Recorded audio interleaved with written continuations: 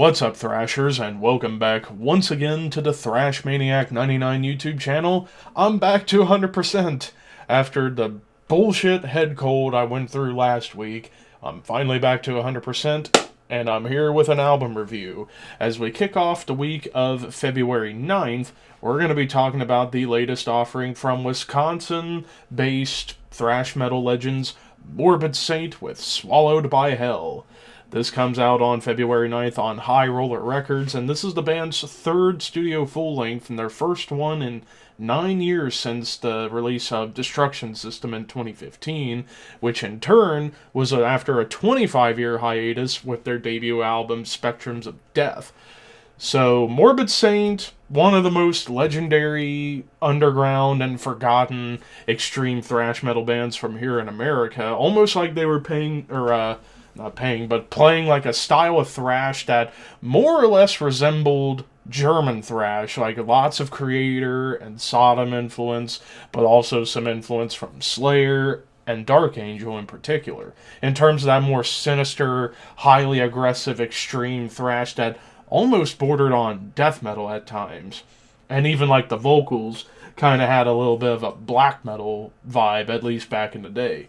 But here we are with Swallowed by Hell, and, well, to talk about some of the big standout, but some of the things you're going to be very accustomed to with this album, you get lots of great thrash riffage all over the place. Like, this is a very fast album. This album does not really slow down at all, and even when it does slow down, it slows down to like mid-tempo at the slowest.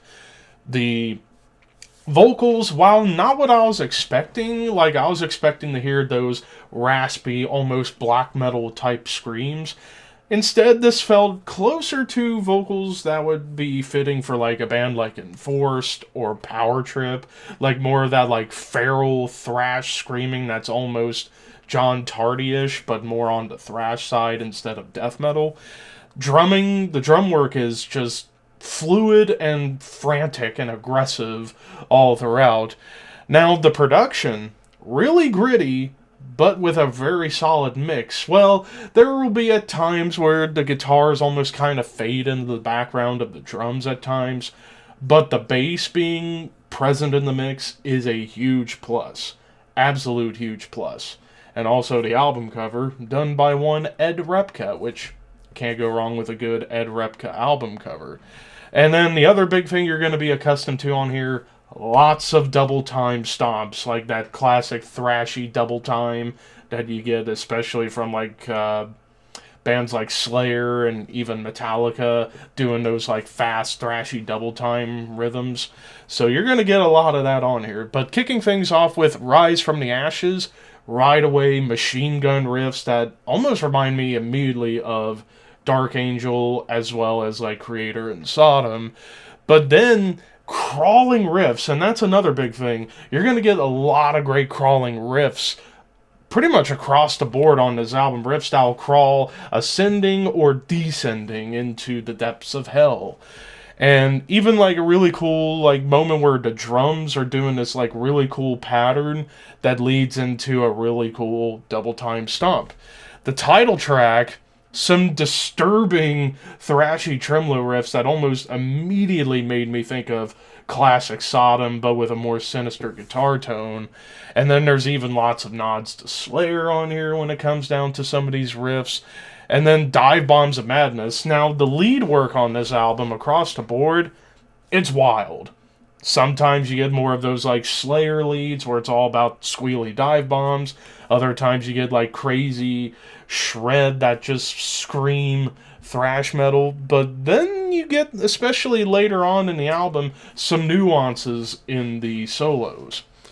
But then you get to a track like Bloody Floors, where you start off with a brilliant bass line that immediately made me think of Dee Dee Verney from Overkill, and then it's followed by some more D-beat-oriented stuff that made me think of Overkill and even Exodus, but then it gets into more like technical thrash riffing, almost like Testament on The Gathering to some extent. It kind of gave me a little bit of that kind of vibe. But then you get the first instance of some nice groove, even if it's brief. Burn Pit kind of sounds like an amalgamation of Slayer and Creator. It almost was like if those two bands had a baby on one song, it would be this. But then it gets more technical once again, and this is where we start to get some nuances in the solos. Like this lead on here, there's a little more melody and even some harmonies happening, which is a nice change of pace. Fear Incarnate, after all the screaming and sirens and all that stuff, you get into a really cool drum intro, and then you get riffs that just sound like a sped up Metallica or even Anthrax. Like, it's that kind of riffing style where it's mostly downstrokes, but at a very fast rate. And then you even get like a really cool triplet chug with some sweet bass work, a la Testament on Souls of Black, for example. Another melodic lead that comes up again to showcase difference in the lead tone, or not the lead tone, but the lead work on the album. Then we get to Fuck Them All, which is the longest track of the album at a little over 5.5 minutes. This one definitely has some more modern thrash influences going on, like some nods to bands like Evil and maybe even Warbringer. But then you get some like cool like triplet gallops, a la Iron Maiden. But then you get one lead on here where it just kind of goes all over the place, touching on dive bombs and melody and shred. Then you get to Bleed 'Em Dry, which more or less kind of felt like the riffs mainly felt like Evil, but that's a good thing because I do love Evil. Little Groove Pocket and more crawling riffs to just really add to the summon the devil kind of vibe of this album. Then you get to Pine Tuxedo, which is a very weird song title, but you get this like really cool melodic lead line that starts the song before it just descends into absolute chaos. Even some odd time rhythms with technical riffs to kind of give off maybe a little hint of prog to some extent. And then you get to Killer Instinct, which this is mostly just a straight up thrashy barn burner with machine gun riffs galore and even some nods again to Testament.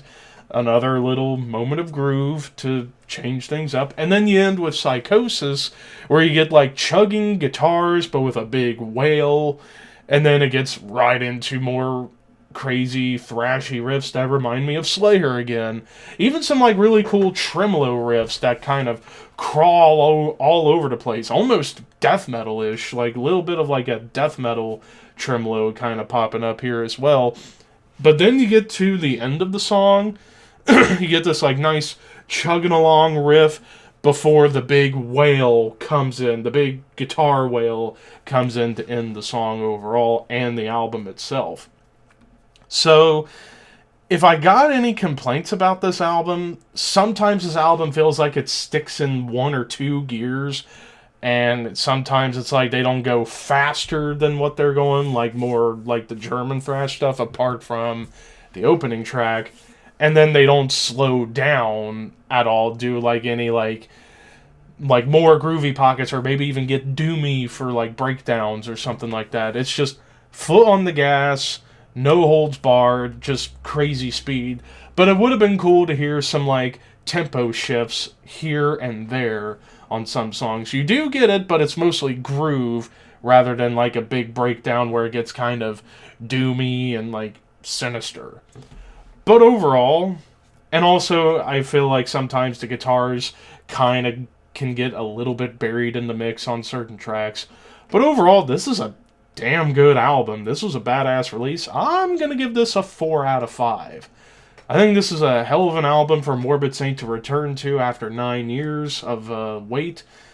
And hopefully they continue to make new music, but maybe quicker than 9 years. Just saying. But yeah, definitely a damn good album. But of course, those are just my opinions. What did you guys think? Let me know in the comments down below. And until next time, keep your horns high and your dreams wet.